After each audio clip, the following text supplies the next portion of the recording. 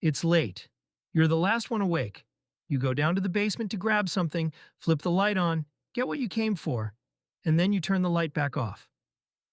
And in that half second of total darkness, before you're even back up the stairs, something primal kicks in. Your heart rate jumps. The back of your neck prickles. And you, a fully grown rational adult who knows with total certainty that there is nothing down here, suddenly take those stairs two at a time, as if something is right behind you. Nothing is behind you. There has been nothing behind you your entire life. So why does your body refuse to believe that? Why are we, the smartest, most dominant species on the planet, the ones who build cities and split atoms, still secretly a little bit scared of the dark? Where does that fear come from? Why does it hit little kids the hardest? And why can't your logical brain just switch it off? The answer goes back millions of years. It involves a pair of eyes that were never built for the night, and one single invention that changed our entire relationship with darkness. Stick around for that last one. Let's go. Here's the first thing to understand.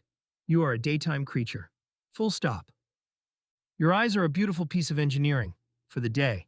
They're packed with cone cells, the ones that give you sharp detail and vivid color. In good light, human vision is fantastic, but cones need light to work, and the moment the sun goes down, they're basically useless.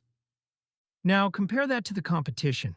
A cat's eyes have a mirror-like layer behind the retina that bounces light back through it, doubling their night vision.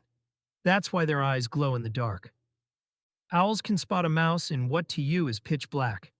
Even your house cat, currently judging you from across the room, sees the night in a way you simply cannot. You in true darkness? You're stumbling around with your hands out, playing the world's worst game of Marco Polo. And here's the problem. For almost the entire history of our species, a couple of million years out on the open plains of Africa, the night wasn't peaceful. It was hunting season. And you were on the menu. The big predators of the African savanna, lions and especially leopards, do their best work in low light, dawn, dusk, and the dead of night. Their eyes are built for it.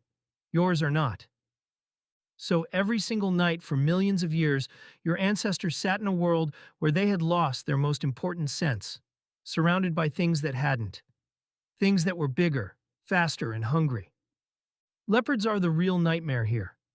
They hunt primates for a living, and they will absolutely take a human. There are documented cases of individual leopards killing people by the hundreds, because to an animal that hunts by night, a sleeping half-blind human isn't a terrifying apex predator. It's dinner that snores. So picture two early humans. When the sun went down and the shadows got deep, one of them felt a cold spike of dread, stayed close to the group, kept near the fire, did not wander off into the black to investigate that interesting noise. The other one? Relaxed, curious, fearless, strolled off to see what that rustling was. Only one of those two lived long enough to have kids. And I'll give you a hint. It wasn't the brave one. So fear of the dark isn't a flaw in your wiring. It's the wiring working exactly as designed. You are the descendant of the nervous ones. Every ancestor in your line, going back millions of years, was scared enough of the dark to survive it. You inherited their alarm system. And here's how that alarm actually works, because this is the key to the whole thing. In the dark, your brain loses its main source of information, your eyes, and your brain hates missing information. So it does something clever and slightly insane. When it can't see what's there, it assumes the worst. That shadow in the corner is probably nothing. But your brain runs the math. If I assume it's nothing and I'm wrong, I die. If I assume it's a threat and I'm wrong, I just feel a bit silly for a second. Evolution ran that exact equation 1,000,000,000,000 times, and it picked a side. It would rather you flinch at 1,000 coat racks than miss the one leopard. Scientists actually have a name for this, the smoke detector principle. A smoke alarm that goes off every time you make toast is annoying. But an alarm that stays silent during a real fire gets you killed. So you build it to be a little too sensitive on purpose. Your fear of the dark is a smoke detector, set by evolution, deliberately cranked up too high. And that's why your brain doesn't just feel afraid in the dark, it actively invents things to be afraid of. The shape that looks like a figure, the face in the shadows. That's not your imagination glitching.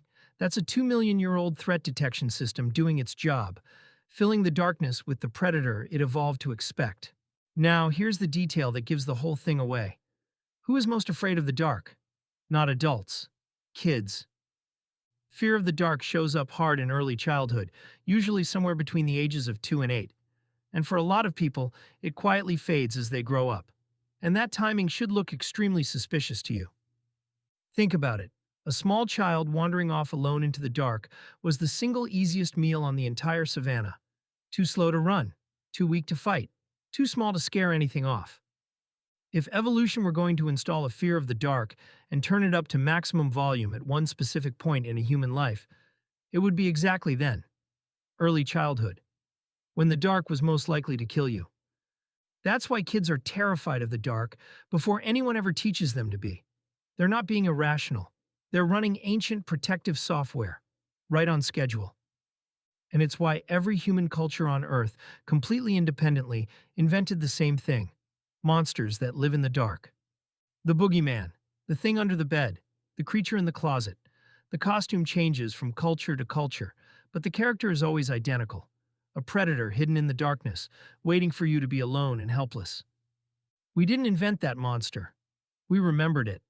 For most of our history, the monster in the dark was real. It just had spots and claws instead of whatever your 6-year-old brain dreamed up. So, for millions of years, we were stuck. A daytime animal, trapped in a nightly siege, losing the war every time the sun went down. And then our ancestors got their hands on the single most important tool in human history for this exact problem. Fire. We usually talk about fire for cooking, and that's huge. But fire did something else, just as important. It pushed back the dark. A campfire is a small, portable piece of daytime. It gives you light to see by. It gives you warmth. And crucially, that nearly every predator on Earth is instinctively terrified of it. For the first time ever, we could carve out a circle of safety in the middle of the night. The leopard could still be out there in the black, but it was not coming into the light. And something remarkable happened inside that circle.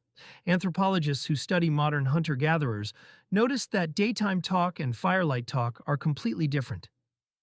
In the day, people talk about practical things, work, plans, who did what to whom. But around the fire at night, the conversation changes. It turns to stories, myths. The imagination comes out. Fire didn't just keep the predators away. It gave us the first safe place to sit together in the dark and tell each other tales, quite possibly including the very first stories ever told about monsters that live in the dark. Which brings us back to you, standing at the bottom of your basement stairs, about to sprint up them for absolutely no reason. Here's the truth. There is no leopard in your basement. There is no monster in your closet. For the first time in the entire history of our species, the dark is genuinely safe. Your rational brain knows this perfectly well, but your rational brain is not the one in charge of that cold prickle on the back of your neck.